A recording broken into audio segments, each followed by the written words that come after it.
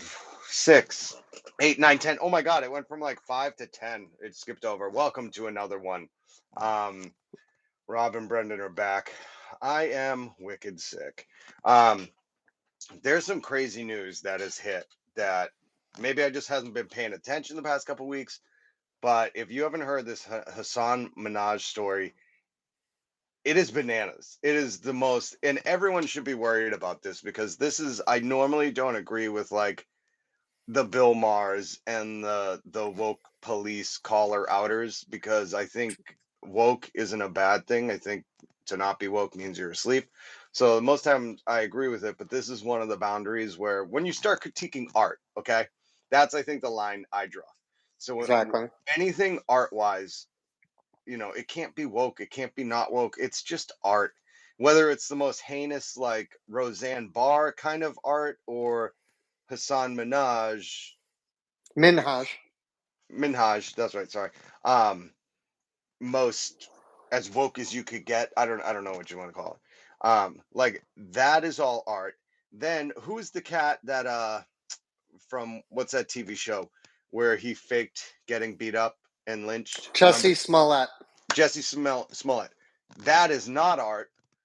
That is something very critiquable, very shame on you, very you're a disgusting human. He was not that was not part of a stand-up set, Nope. not part of a team. So just so everybody knows, that's where I draw the line, just going forward.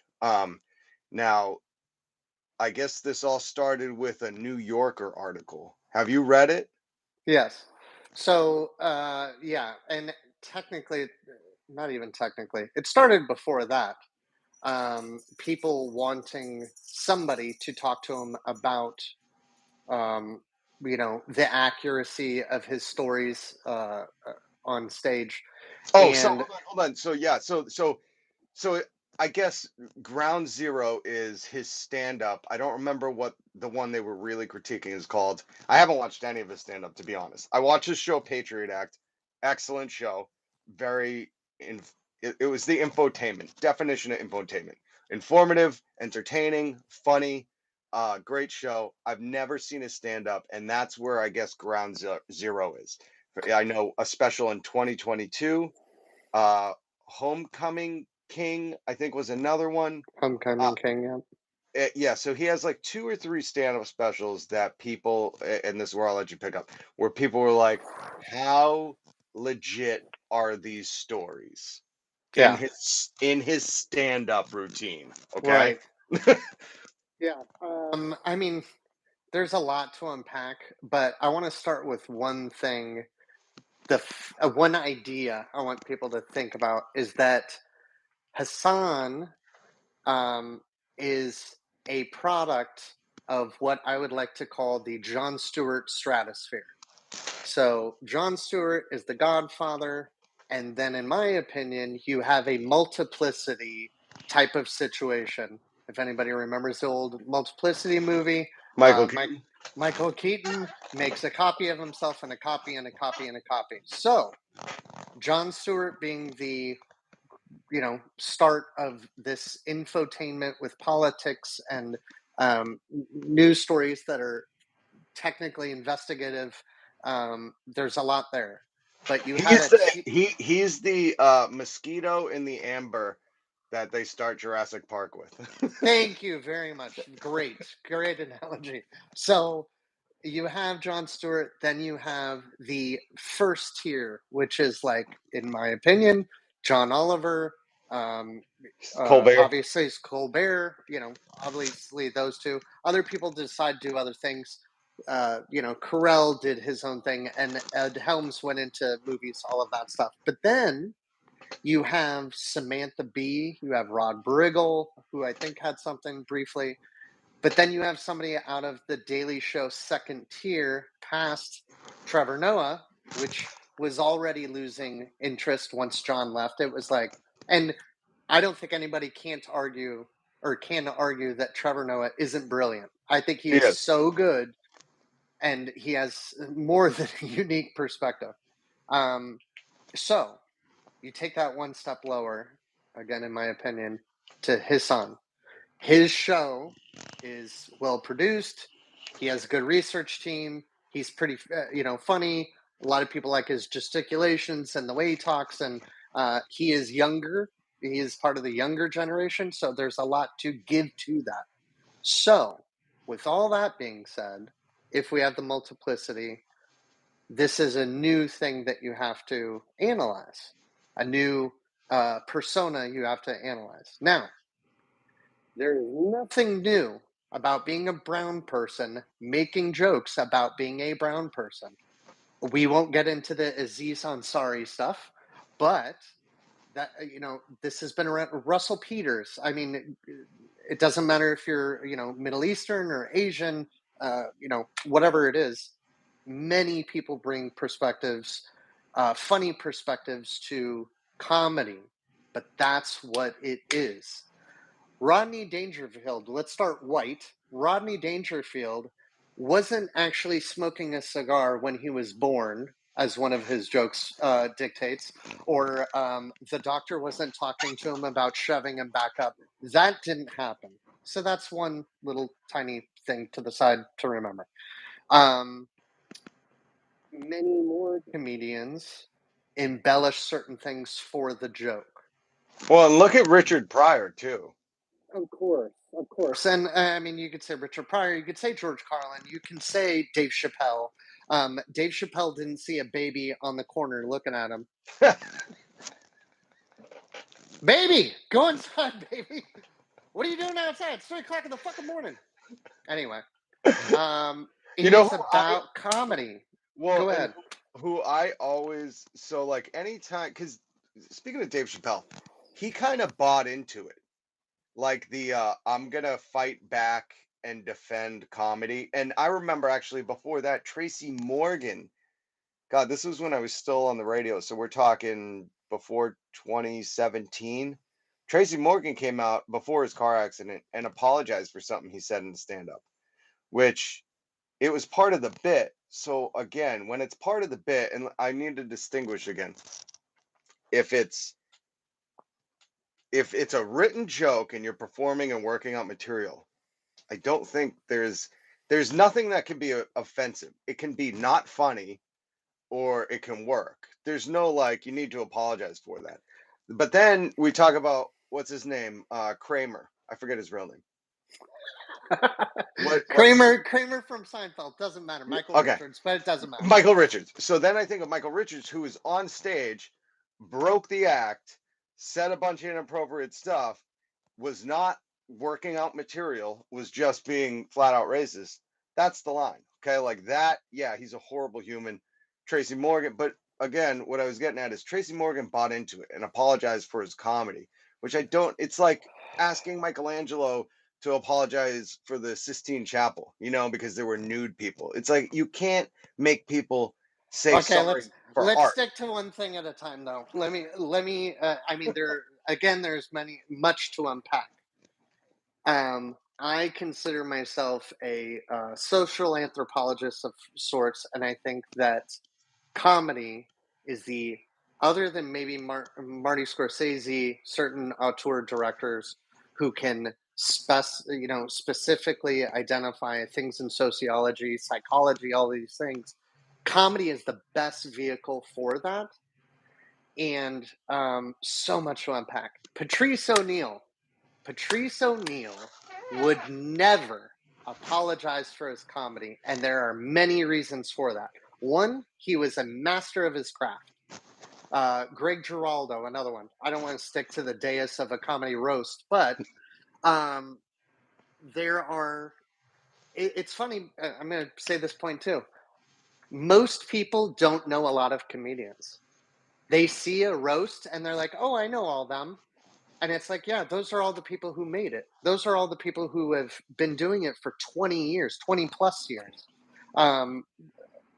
Whether it's Roseanne Barr, Norm Macdonald, Patrice O'Neill, Brian Regan is my favorite comedian of all time, very close next to Dave. Clean comedian. He is the comedian of all comedians. And there are rules to comedy for sure. But the famous people that you see may not even be the cream of the crop. They just happen to be the most successful. They cast a wide net. And that is the point I want to get to with Hasan Minhaj. Hasan knows what he's doing. He is very good at his craft. He knows how to craft a joke. And you were talking about Bill Maher briefly. There are many contrarians. There are many people who have a problem with any joke if it affects them. Patrice was really good at pointing this out. If it affects them, they're like, oh, I laughed at the racist jokes and I laughed at the misogynist jokes, but I'm, disabled, and you made fun of disabled people, and that's not funny.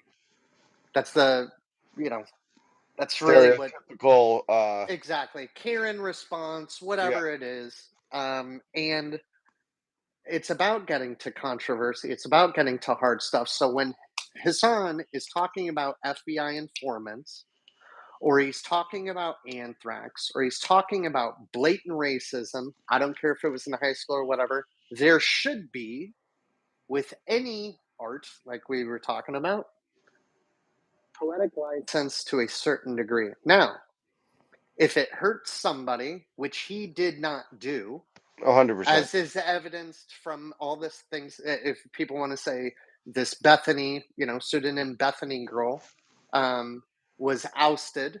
He Oh, did and everything that he could to protect her identity and so on. What else? so, well, no. I just want to address that. So, because in case people have not followed along with like the New Yorker piece essentially dissected. They took multiple different stories that he did in his stand up. The Bethany one particularly was a story he talked about going to prom, I think was the occasion, and she was a white girl. And the way he presented on stage was, I showed up at her house. The mom answered the door, said she's not going with you. She's not going to take a picture with, we're not going to have our daughter take a picture with a brown person. That was I don't know how the punchline was, but essentially that was the joke. That wasn't even the joke. That was the setup. As with most of his comedy, he brings up tension, tension, tension, and then there's a release. The release was later. It wasn't specifically, oh, because he's brown. That was the buildup. So continue if So, you'd like. yeah, but essentially what the New Yorker was dissecting from that, or extracting from that, was like, he, does it matter if these stories are true because he's making up racism, which ultimately they were concluding like was hurting people, and that this girl Bethany was exposed, and that now her family looks racist, and like you were saying, he did everything he could to protect her anonymity, but also like he never like he wasn't the one to kind of put them on blast. He kept everything in that stand up very anonymous. And when he was, I think, questioned by the New Yorker or someone, he specifically said, like, no, she had said that a few days before. It wasn't like at the time. It was, I was taking liberty with my comedy, which He said emotional fucking truth course. is what the New York article was about. That's what they went in on. And that was the line that he said. Actually, it was about the FBI and his informant pushing up against a car.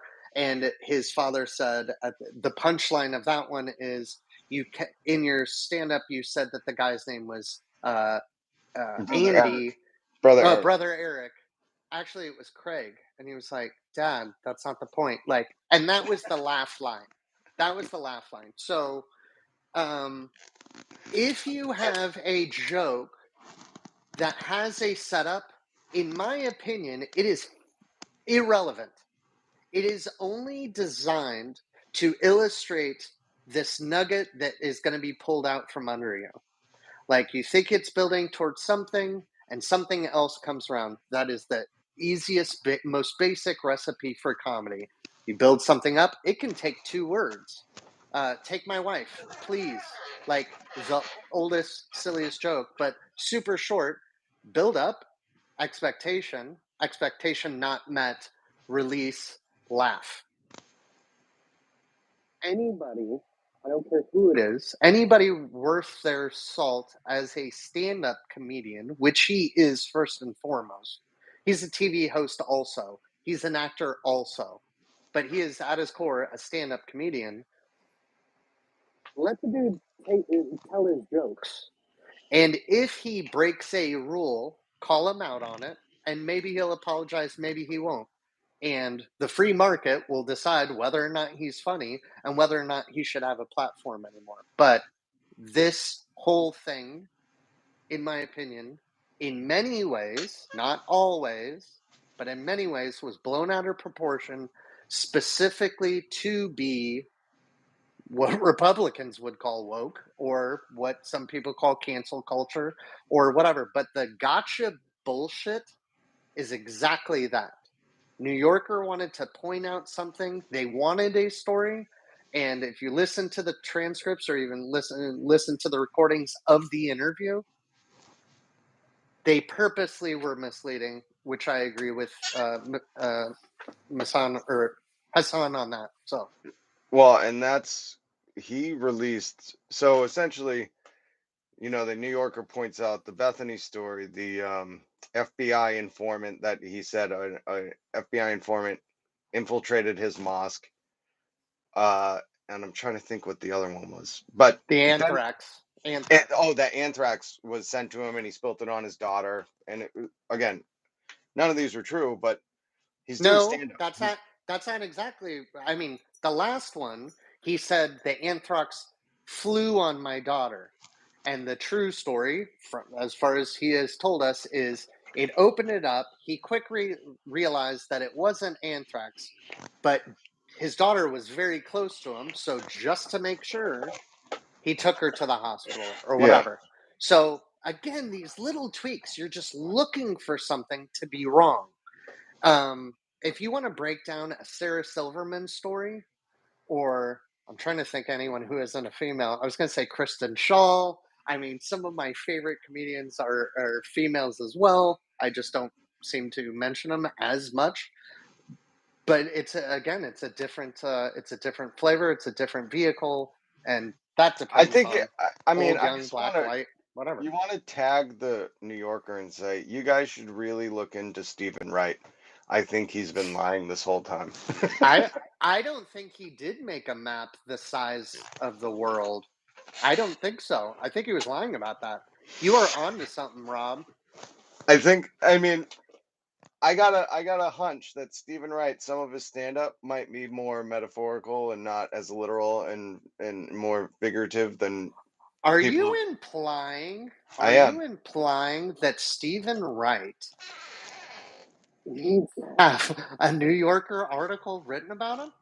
I think so. And I think, what the best part is Stephen Wright would entertain that too. Of For course the he sake would. of comedy. He's so brilliant, and he's like retired to the Walden Woods, which is like half an hour from my house, I don't think he's living in the woods, but he's bought, like, I watched an interview with him being much older now, and he talks about how he just kind of retired out into the I Massachusetts. saw the same interview. God, he's so good, and he's so kind, and he's always been. But I mean, back to your point, yeah, like something as simple as um, old Stephen Wright joke. He'd be like, 3 years ago. Wait, no, it was yesterday. Like, it's just, like, I don't know how you can find offense with that. And I'm not saying, I'm not comparing, I am literally contrasting the two jokes. If Hassan or anybody creates a buildup that is not true, I got bad news for you people on a lot of stand up. Um, there are things that are offensive that you can defend by being really good at telling a joke. There are things that you can say that are bad that, because they are within the context of the story, joke, whatever, you still should not be offended by it. Well, There are hold on, to speak to that point, so the radio show I worked at in San Diego, I forget what the comedy show was called. We had Zach Galifianakis, Sarah Silverman, Craig Gass, no, just name drop. It's cool. It's like yeah. whatever. And then we did a contest with local comedians. So it was this local San Diego comic that won, and he got to like open for them all. I Mm. actually left that night. There was a Red Sox game across the street, so I left to go see the Red Sox. Which, by the way, that was I think the night Tim Wakefield was it Tim Wakefield hit a home run. So it Hmm. was a pretty cool night. And Casey Affleck was at the game. Um, Who cares? I don't who care cares? about your Bostonians. So I skipped all the sets, but I took pictures. Like I have some pictures of me, Zach Galifianakis, me and Sarah Silverman. She's one of my favorite comics ever. So I made a point to like meet her, and get a Oh, few photos with her. Which like that I was like very. That was one of the greatest moments of my life, getting to meet her. And Zach Galifianakis, by the way, he had not done The Hangover yet, so he was not the name Paul. It was Sarah Silverman. again, I gotta tell you, man. In comedy, everyone has known Zach for Well, at least 20 years. I yeah. mean, I haven't seen him in person. I have seen Zach stand up for about 20 years, Well, and even I Out Cold. What did he do Out Cold in like 2005? That movie. Have you seen that movie, Out that Cold? sounds about right. Yeah, Yeah. no, I've seen it. So he's been even acting, you know. But so he does a joke on stage because people like called me. They were like, "Yo, Zach was so insanely funny, and he's probably the only white guy that could pull off saying the N word." And He's he, not. He's not. There are so many people who have. It would blow your mind. I I know, got I believe four it. names off the top of my head. And I can't repeat the joke because I didn't see it. I would love to, but essentially, and it was a double N-word joke because he talks about like how like I never say the N-word, uh, or again I don't know, but it ended up being a sand N-word joke. Yes, I And know the joke. I know the okay, joke. I don't know it, but when I heard it, I went, wow, it's so shocking and jarring, but in that realm of comedy, and especially whoever told it to me did it verbatim, and you almost appreciate like the art form that can Yes, it's a relieve that math tension. equation. It's a math Yes. equation. And you're talking, I mean, you're mainly talking about comedians who aren't black or, people of color, white people making jokes using the N word. So I'm just going to shout off some. Artie Lang has one of the best jokes about that ever. And it's just him playing ball with a bunch of black guys in New York City. And he hears them saying it. And he's like, and then he says, pass me the ball, N word. And everyone stops and he repeats it standing there. And he's like, no, probably shouldn't have said it the second time, but I was high on angel dust at the time. So, like, there are ways certain people can get away with it. Louis C.K. has one about getting coffee. That is a well constructed joke. And he's like, the guy wasn't even black. He just really made my coffee. And I was like, that N word really made my coffee. And he's like, and I don't say the N word, by the way. I think that's racist. And he was like, let me explain. When we say the N word, we're actually thinking of the real word. So, like, what are you hiding? Just say, and I'm not doing that justice. But anyway, Yeah. I mean, I could go Well, on and hold on on. and So on. to speak on Louis C.K. because this is a great time to, and then I want to bring up my point on journalism, and this is really what dug at me the most about this whole fiasco. But with Louis C.K., there's a lot of things to hate him for. His conduct off the stage, his Of course. conduct with vulnerable women who thought they were going to progress Of uh, course. in comedy by knowing him and allowing him to kind of abuse them in certain ways. And that's all perfectly fine to get upset, write a New Yorker article on. But him doing the N word in a comedy routine is 100% not. And that's essentially what they're doing to Hasan. They are kind of, this is like a hit piece almost. And the fact that Hasan, so, and to wrap it up, Hasan has released I don't know how many minute video, but it is a long video. He's sitting at a 23 desk, minutes. 23 23 minutes. infographics, uh, clips. I mean, this is like it was like produced for Netflix, you'd think. And he addresses the whole thing, which I don't know if I can commend him because I want to say like the whole video should have opened him saying "F you, New Yorker," and it should have closed out. I don't know. Whatever his I mean, let's use his words, the emotional truth. the emotional truth can only come up to the actual truth. So, if he needs to be called out about certain things, I feel that he's done it. If something comes out later, like they did, let's say they did a hit piece on him and he calls him out on it, but he was lying, it will come out later that he actually screwed this up, screwed this up. Now, I think he did a pretty damn good job as his own defense attorney, bringing the receipts and saying, this is what I meant, this was the context, this was what actually happened. But And, what could he be lying about? Because I gotta pause you there. That you're like, well, if he was lying, and it turns out, something wasn't true. But I can't see he could have lied in that whole thing. And to me, I don't care. It's not about him being honest. And that's why I'm saying, like, he's almost it's better. literally about him being honest, I think. I know that's what they're trying to make it be, but I'm No, saying, that's what he was trying to do with this video he released saying, listen, I screwed up with this, I screwed up with that, I screwed up with that. Let me be honest with you in all of these different ways. What would he lie about? I don't know.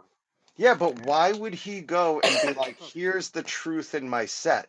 Dane Cook has never done that about the BK Lounge. He's not Uh, DK, or he's not Dane Cook though. I understand, but my point is like if he did that video, I would have been more content with him saying, "Do you know what COINTELPRO is from the '70s, where the FBI infiltrated the Black Panthers, got Fred Yes, Hampton killed, X, Y?" And if he had just made a video saying that and been like, "I took that idea," I'm you know what I mean? Like it's stand up. He shouldn't have to say like any of it was true, any of it was false. It doesn't matter. It's stand up. He could have said like my daughter passed away from it and made it funny. And I'm like, who cares if it's true? I'm not going to see an autobiographical one man show about his life. And that's he why didn't. He didn't have to do the video. I mean, I'm yeah. getting. I think it's straight to the point. He didn't have to do the video. I think it would have blown over because if you can be Louis C.K., go to Europe for a year, get married, do stand up there, and then come back and sell a show out, and then sell another show, and then you're on tour again. Hassan did not need to explain himself, in my opinion, because the more you feed it, the more that people are just gonna, unpack it however they Well, wish, one way or the l- other. like you said, the more he feeds the monster, the more they have to look into, the more they have to critique, the more he can be nailed to a cross. And that will lead me into what I was talking about the media. I think this really does a disservice to like, well, I don't think the New Yorker was like serious in any aspect, like a Wall Street Journal. These are fabrication illusions of news a lot of the times. And again, from my standpoint, it's like once you're running commercials on the news and you're doing it for ratings, you're losing some validity in some sense, Are you because you talking about on the local level or on the national level? Because every local station has some sponsor that they do in studio that they're like, oh, look at this thing that the people paid us to let yeah, them look at be the on Today the Show. Well, look at the Today Show when they do like terrible, the terrible. Friday just depends what it is. It's like Friday like here's the gadgets you can buy or whatever, Yeah. so it's all kind of fluff, but when serious media or allegedly serious media decides to like go, hey, this comedian was lying to you, like that's all I heard. And well, in fact, I think at one point in the article, the New Yorker article, they said, does it matter if his stand up is true or did it matter if it happened? And I'm like, I literally said out loud, I was like, no, none of it matters.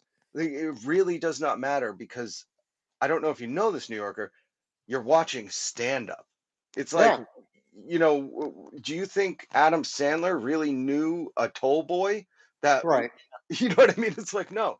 But what I'm curious to see how this plays out, like you said, with Louis C.K., he can do some heinous stuff off off the air. And again, I think this, as much as I've kind of distanced myself from Dave Chappelle, look at what the media did with him and how it's kind of nothing can affect him. He's at such a plateau, but it's definitely Yeah. tarnished him. You know what I mean? And separated him even more, where I think he's gone further right and kind of further into the wealth atmosphere of like, oh, these poor people are out to get me. But I'm fascinated to know what happens with Hassan, because if he starts to take a tumble from this, I think it's not so much about anything woke, but it's more about the alt-right community and the anti-woke, whatever, I don't know how you label it, but the rising tide of these people who are like, you can't talk about, how America's kind of racist, and we're going to take you down a peg. And I really wonder like where Hassan will be in a few months. I don't know exactly how well he was doing anyways after the Patriot Act. I don't know if he had stuff planned. I don't follow him, but it would be interesting to see if this New Yorker piece was just to try to take him down a peg and to try to get another a person of color comic to stumble and fall. Because you saw Well, that with Dave Chappelle. well, here's another thing. I mean, I would not say the media is particular about taking stabs at comedians. Um, and What? for many different reasons, let's just say a few different people. So, Amy Schumer got brought down a peg or two, or 12 or 100 for stealing jokes. Now, that was mainly fans of comedy calling her out, shitting on her, TMZ, follow her around, give her shit or whatever. And she would always say something light to justify it, saying, "Oh, I didn't realize, I was, or that I was the only one who tried pointing out differences between men and women." And she was like, "Give me a break. Like, that's all I did. And I'm not the only one to do that." And it's like, "No, you lied and you stole numerous. There's no way you can deny it or say it was cognitive dissonance or forgetfulness or anything like that." Um, and that got brought up in the same way with Dane Cook on Louis C.K.'s show, by the way, where he's like, Very meta. I I think maybe you didn't know it, but you also didn't stop yourself either. Like, meta, yes, but that was probably based on the exact conversation that Louis had with Dane. Louis didn't even bother having that conversation with Dennis Leary because it was blatant. But nobody knows that story. Do you know why? Because Dennis Leary walked away and was like, "Nope, fuck this. I'm doing, I'm staying away from it." And Louis didn't say anything and nobody knew. But other comedians were talking about Carlos Mencia. Other comedians were talking about Amy Schumer. Other comedians were talking about Dane Cook. Once that came out, the media, the lowbrow media, like we're talking about, and there's no journalistic integrity, like as you were saying, even at the top in a lot of ways. But even on the medium, if you're saying CNN, MSNBC, Fox News are all A-listers, and TMZ is a C-lister, and then anything below that, podcasts and small shit or whatever, are low brow or lowest common denominator. Everyone took a swipe at Aziz for a different thing Hmm. and brought him way down. They brought Louis down. When Dave left Comedy Central, that was a shit show and nobody's real business anyway. When I mean, and it goes all over the place. I don't want to. It's Can I just throw sensationalism. something out Is there my too? point. It's Yeah. sensationalism, and that sells. So it doesn't matter if you're Steven Crowder on the far right telling Ben Stein $50 million isn't enough, or if you are Hassan on what I would say is the farther left anyway. Yeah. I don't think he's a 100%. nut job or anything, but farther left, getting attacked by the media because it sells as much as you can. Everybody's about ad revenue, and the more you're watching the Hollywood Reporter or Vanity Fair or Variety or the New Yorker, the better it is. So if it's a small thing, it's no secret the editors are saying, "I need it this big. You have it this big right now. I need it this big." So that's And what the they got it. reporters do, and they got it. And they got, you're 100% right, because I mean, look, when I read that I went, holy shit. Like the worst thing Hassan could do is go, I'm just going to throw some gasoline on this and that should put it out. Like he totally made the story have legs, and now they're going to run with it. But to speak to your point, just to shit on Dennis Leary for a minute, he stole Bill Hicks' entire identity. So I just wanted to say that. I think he tried. I don't think he'll ever reach Bill Hicks No, level. he totally did. Yeah, let me rephrase it. He tried. You're right. He was trying to be what the greatness of Mr. Hicks was, but again, he couldn't. But when you were speaking to that, remember, I can only think of like one true rule of comedy: don't steal jokes. Maybe like don't be lazy with your joke, like, but that's kind of one and the same. I think like those are the rules of comedy, and those deservedly so. I would say that's like a front headline story, at least in my world. If somebody went with like this is crazy, um, I know it shouldn't garner national attention, and national attention is of course going to be like, hey, woke comic lied about racism, or whatever the headline was for the Yeah. story. I would say there are 5 rules to comedy. Do you want to hear Okay. them? Yeah, yeah. The first 3 that any comic knows is never explain your jokes, which guess what? Some of them do. Colin Quinn being the prime example of explaining your joke, Jimmy Fallon being another. There are several others, but the biggest names ever, right? So, but the rules are never explain your joke. There's too much to go into. I just wanted to say the main rules. So, never explain your joke. Never let them see you sweat, which is along the same lines or whatever. And you know, I don't want to say don't punch down, but like No, no, no. That's a it's rule. almost Yes. like No. be funny. And if you are just and people break that all the time too. There are people who shit on their crowd, they shit on other people, they punch down. And only if they are good at it, which many are, they can get away with it. But then there are other things like don't steal jokes.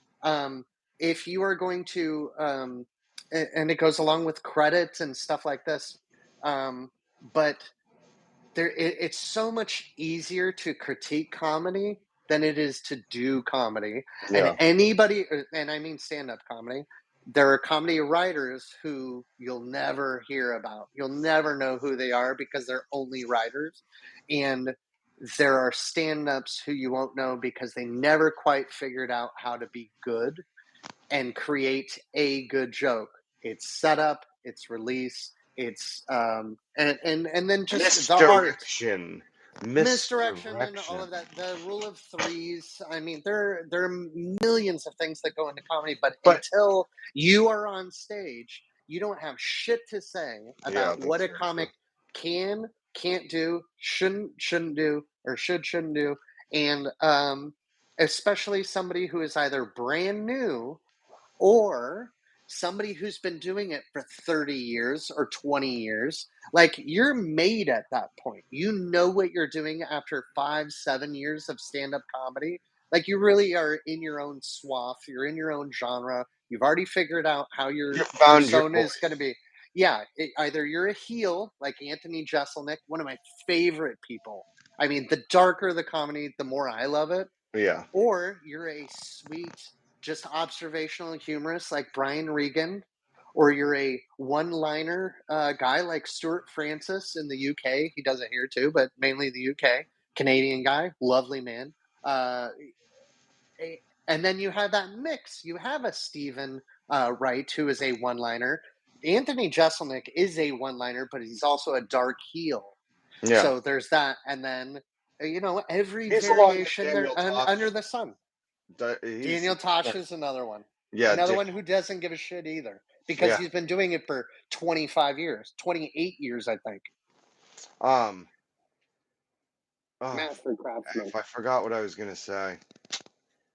Oh, this is what I wanted to bring up about the rules. When you were talking about don't punch Yes. down, Yeah. because so I know that was like a thing with Dave Chappelle that, Yeah. during the whole turf trans Netflix controversy that he went through, and he talked about I don't punch down. No, what he said was, I don't punch, or he said, they told me not to punch down. Punch down. What the fuck does that mean? And you and I both know we saw Cody talk about this on Some More News. Can always plug them. What Yeah. do you think it means, Dave? What it means is if you say you are Team Turf, then you are drawing a line in the sand and you are saying like unequivocally, I am not with these people in any way, except I want you to think I am by saying I had a trans friend who died. And at the same time, like I want to stick to my base too, who are just team turf and this tough bottom ground of like, here are my supporters in the middle at the base. Like, this is the bell curve. I have some friends over here. I have some friends over here. I'd like to keep these both too. So when he was hedging, people noticed it and they're like, dude, what are you doing?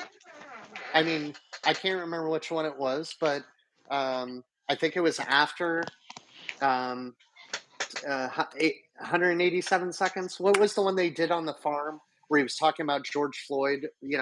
2 minutes and 47 seconds, whatever it was, or Yeah, no, no, no, I know. 8 minutes and 47 seconds. Yeah, yeah, yeah, After yeah. that was a fantastic word. The Bird Chronicles or the Bird. Uh, oh Jesus, I'm blanking on all that.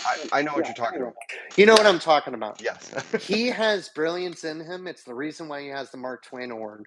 But the two after the whole trans thing, it was just him whining, uh, complaining, begging for money, begging to like for certain things to happen, and then really punching down.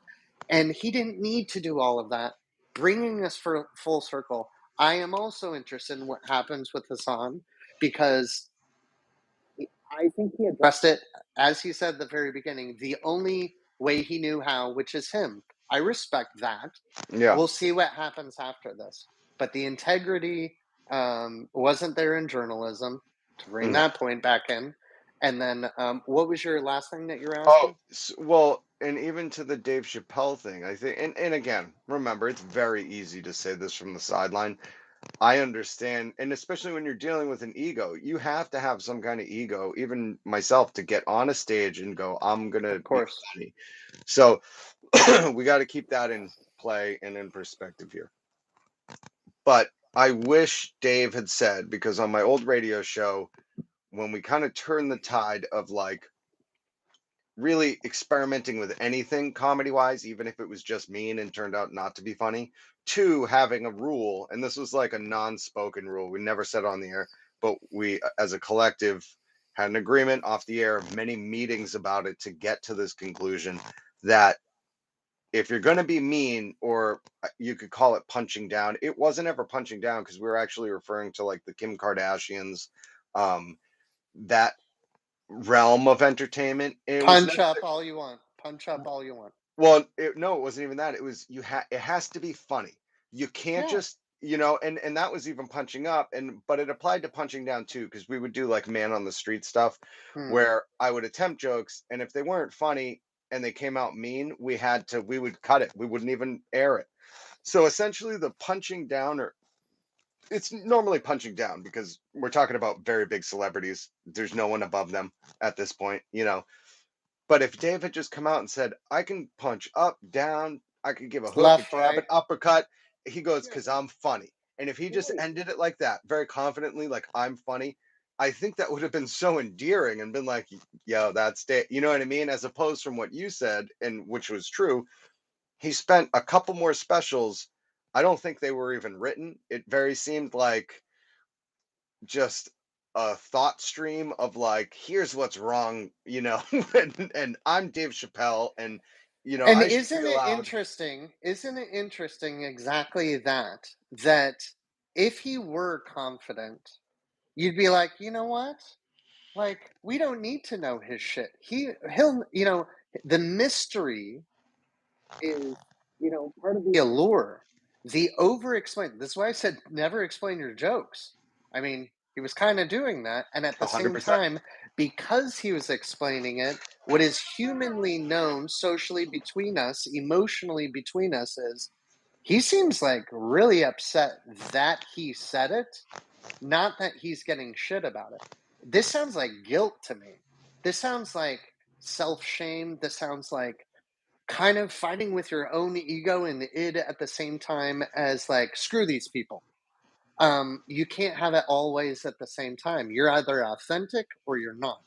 I think, again, I don't care who you are. I don't care what type of comedian you are. The second you are not authentic as a comedian, the persona you created, you're gonna have riffs. Bobcat Goldthwait had a certain way of doing things, and one day he came out and he's like, "Yeah, I know I look different," and people were like, "What is happening?" And he's like, "Oh, right, and I sound I was different." yeah, I was one of those people that shattered me because I loved him as a kid. So when I We all loved him experienced, as a kid in the '80s. Like he was, I like know, but that really broke me when I was like, what is going on? You know, I imagine some people had that with Mater, with Larry, uh, cable guy. Cable Guy, Larry the Cable Guy. But Dan Cummings. What isn't is that yeah, his real name?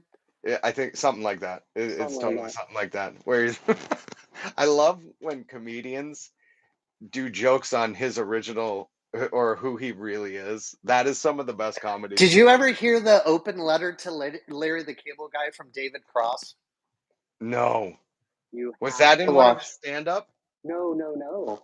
This Where'd you was find it? through his website at the time, and he just released an audio file of saying an open letter to Larry the Cable Guy because Dan Whitney, that's his name, Dan Whitney from Yes, yes. Omaha, Nebraska. So Dan said in an interview with whoever CBS said, it's David people like Cross is so brilliant, so brilliant. we gotta come out. I'm buying us both a thesaurus to say things other than interesting, brilliant, and uh, fascinating. anyway, he was responding to Larry the Hey, Cable Guy. hold on. What? Speaking of that, I just bought, so I've been watching a lot of David Foster Wallace interviews on I'm YouTube. reading Infinite Jest right now. Oh, I got it unfinished on my bookshelf right behind me. I'm Um, reading it right now. so I just been trying to find like obscure interviews I haven't seen of his. And in one, he talks about how everyone should have an American usage dictionary in their Yeah, bathroom. yeah. So I found one on eBay from a secondhand bookstore in Georgia and just got it and put it in my bathroom. And it's essentially what you're saying. It's not so much a thesaurus, but it like gives you how to use words in the correct fashion. So I will bring us some new clever ways through the spirit of David Foster Wallace. But go ahead with Dan Whitney, the cable guy. Oh, right. Dan So the cable guy Whitney. Dan, the millionaire cable guy, just Get her done. yeah, fart joke, fart joke, fart joke. And I was a fan of blue collar comedy when it first came out, but after he got big because Jeff Foxworthy allowed it to be so, um, who I think is a genuinely nice human. I think he's a good person. And brilliant. Whether or not you like that blue collar Oh, comedy. brilliant! That's the word we can't use. Oh yeah. I'm gonna go back to you can't do that on television and get us both getting slimed, and you got green And behind you and already. wicked smart. Because I still use the format of you might be a blank Yeah, if you, and that was hit like I'm pretty sure like he birthed that, you know? he did. I mean, he did that, and it was a little catchy thing and a shtick or a gimmick or what have you. But right next to him was Bill Engvall saying, "Here's your sign," like the sign of like, "Let us know so we can see you from afar, like how dumb you are." Like that was smart. That was marketable, but like none more marketable than you might be a redneck if, Yeah, or yeah. if you blah blah, then you might be a redneck. My favorite one. Let's just give them credit where credit's due. If you have ever financed a tattoo, you might be a redneck.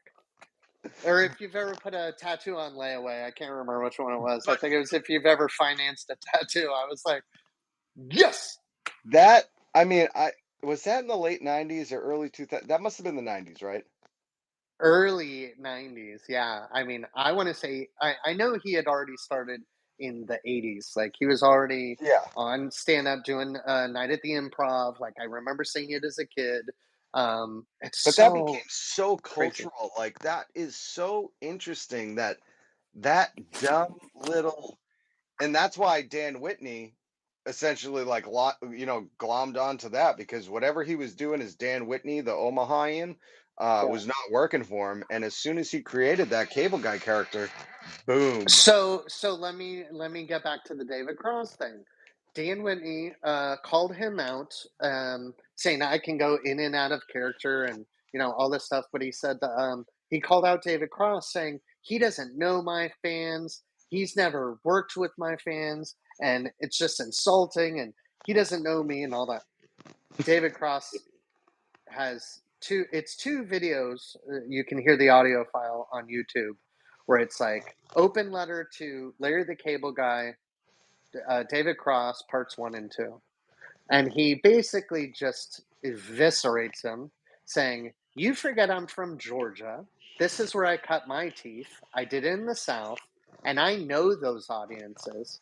Don't you dare say that I don't. And I'm not saying every one of your um, uh, fans is stupid and uh, uneducated and gun toting and all of that. But I am saying I definitely know the majority of your fans. And I definitely know how you have pushed into the lowest common, the lowest hanging fruit.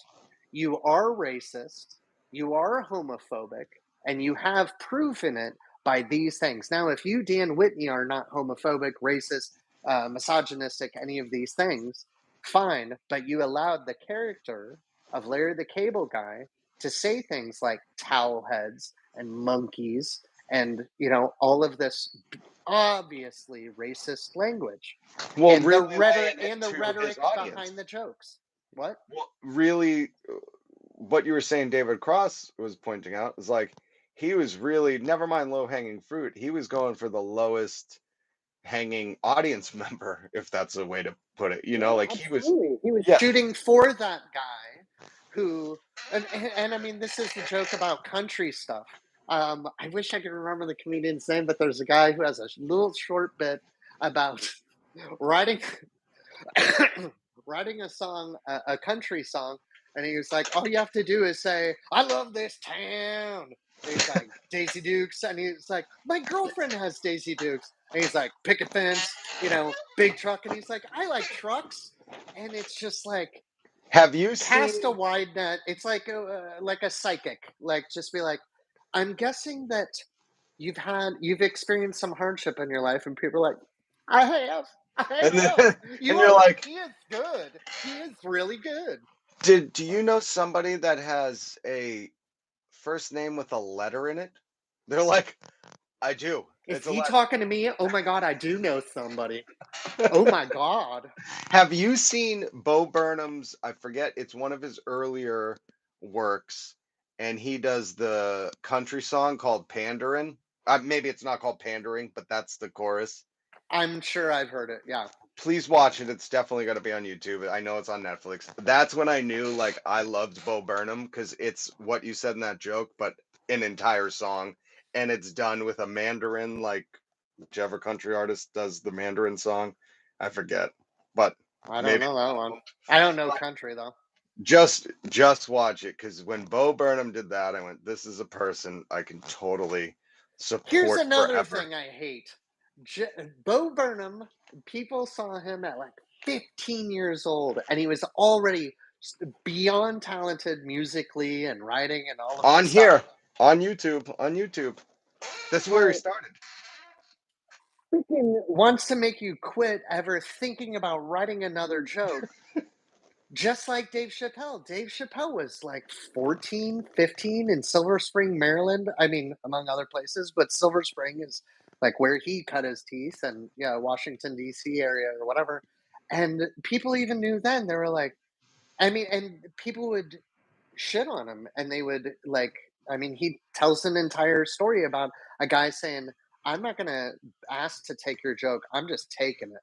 And what are you going to do? You're a 15, 16-year-old kid who's smoking crack in the back or getting high or whatever and philandering and everything else. But that um God, we got to come up with a better word. I want to say brilliant. Have I said brilliant yet? I don't Anyway, think I've heard that one. no, I'm genius. making a That's the note. one that you were talking Genius. about. You said genius with Kurt Cobain, and I told you no, we can't use that word. But he is. And by the way, his daughter just married Tony Hawk's or is marrying Tony Hawk's son. And I'm What happened to her old boyfriend, Francis Bean? She was with no, that was her old husband. The guy that looked like a Oh, Jared Leto yes, yes. cultist. I Yeah, didn't know they divorced. they did because Courtney Love like tried to have him murdered by, Sam, what's his name? That was Britney Spears' husband. Stop talking. Stop talking. I don't want to hear Courtney tried killing somebody again. I went to a comedy club not that long ago, and the guy running the place, the manager of the entire club, went on stage after everybody else. Everybody else gets 5 minutes, and he's really tight on it. And he gets up on stage for about 18 minutes and goes on conspiracy theory after conspiracy theory after conspiracy theory, starting with Courtney Love. And I Oh, was like, I'm that must have done. taken hours. I walked Courtney out. Love, I can't I stand her, walked out. but it's the weirdest thing because somehow she's best friends with the guy that married Britney Spears, who he's like a notorious Hollywood leech. His name's Do you mean Sam Kevin some Federline or no. Jason Alexander? Hey, Popozow, you leave Popozow alone. That poor guy's raising two Oh, kids on his own. How much does he oh get in like no! alimony? Whatever will he do? Poor Kevin. Poor Poor, K-Fed. poor K-Fed. No, it's this guy Sam something. He married Britney Spears, and there's this whole long, well-documented story about Courtney paying him to kidnap Frances Bean's husband. They wanted Kurt's guitar back that Frances gave him, and it's just insane. And now Frances is marrying Tony Hawk's son, and when people were telling me because they know I love Kurt, I was just disappointed. I was like, she's rushing into this. She needs some time to figure out who Francis really is. And I'm sad because this is going to end in a divorce again. I'm really sad. Rob, Rob the love guru. This is hilarious. I really feel She does disappointed. need some time, though. No, I like a father figure. You are disappointed in her. She does. I wish I could reach out and be like, kiddo, listen, you need a break. You just got out of a relationship that was a mess. Let's take some breathing time. But I'm sure Tony Hawk's like pushing it. He's oh God, I don't want to get into it because it's gonna make me upset. But poor girl, poor girl. In 2 years, we'll be back on this live stream talking about her new divorce and I how would she's love to talk about all of these people getting better lives and enjoying their success in whatever ways they find it. Um, let's try and push into that at some point, like a small segment of like, of hey, what remember? joy. Yeah, I don't know. Does that sell? I don't know. Does it sell? Can we Hey, can we get ugly people or what spe- people say classically beautiful? say you love some more news, and that should be like the overarching theme of the show. We love some more news here. Very much appreciate Yes, that YouTube channel. Have yes. you watched when they've critiqued uh what's his name? Jim from The Office, John something. John Krasinski, and how he during the pandemic he came out with like Some good news. Brilliant idea, John. Way to make it happen, John. I love that some more news will do deep dives on like for me, I think it's personally gratifying because I'm like, oh, I hate that person anyways. And I've always hated it. I just didn't have like sturdy ground to stand on in my reasoning, because he's so beloved. He looks at the camera and you're like, oh, I get it. I'm the inside joke with him. And these people at Some More News gave me all the ammunition that I needed to be like, this is why he's a fucking horrible person. Let me just tell you the ways. Are we talking about JBP? Can we talk about JBP at some point? What's JP? Dr. Oh, Jordan B. Peterson? Or doctor. shall we talk? That's their longest episode. I think it was 3 hours, right? 2 hours, 58 minutes, something like that.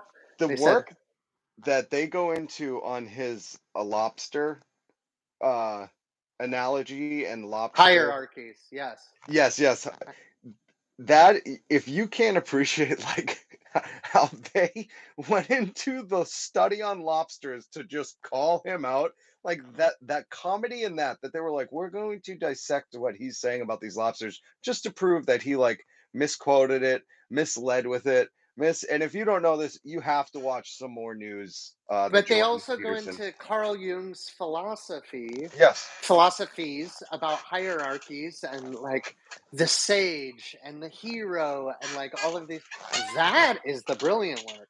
I mean, we can talk about this all day. We could just be fanboys of Some More News and We eventually said, I think we did say even more news. Like we kept saying and something else, but we never got And it right. But more it's news.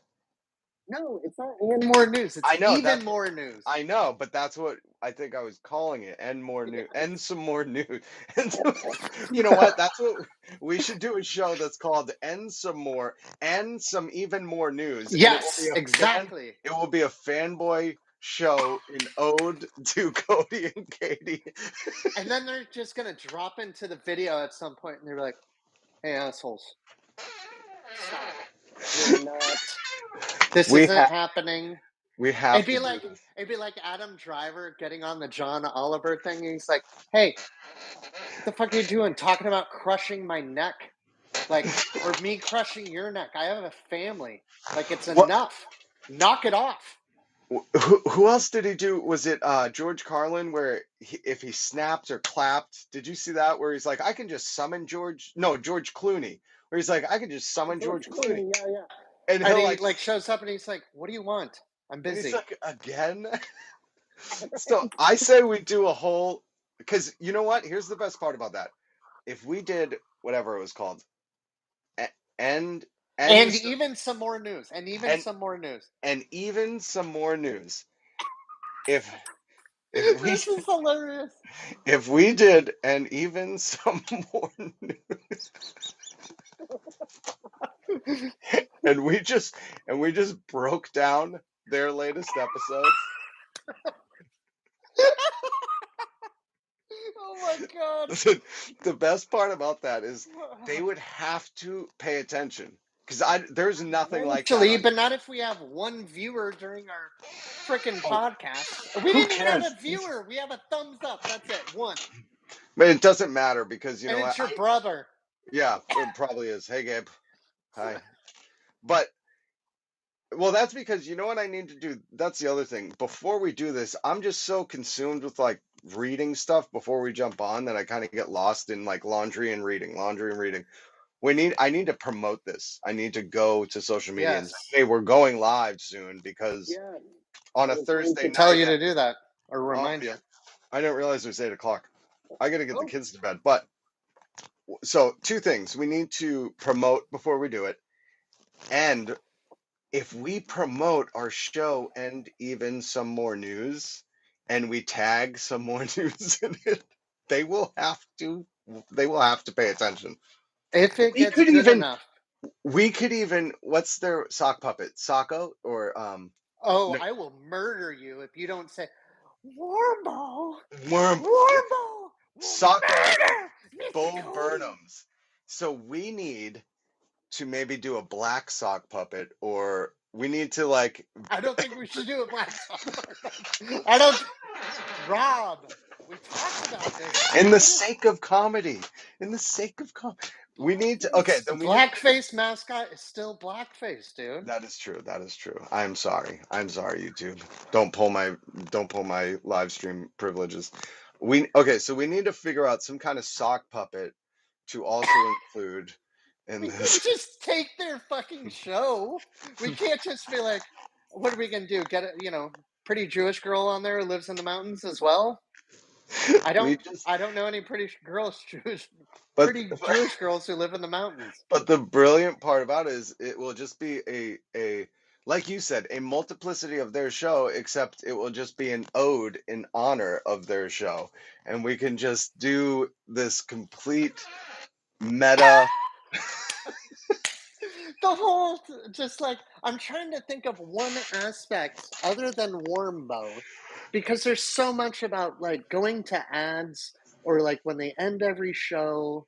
Like you cannot put this in the description of today's. Today's is about comedy and Yes. Hasan Minhaj. Oh, what But should we? Hey, what should I name this? Should it be the New yeah, let's Yorker figure this verse? out right now. That's really professional, Rob. Thank. That's really. I never claimed to be professional. Okay. Ugh. Um. I no, because I was I didn't realize like the whole thing. You know, I thought we have some other stuff that we can get to next time, but this was very consuming and it's very interesting. So, what's a good clickbaity title?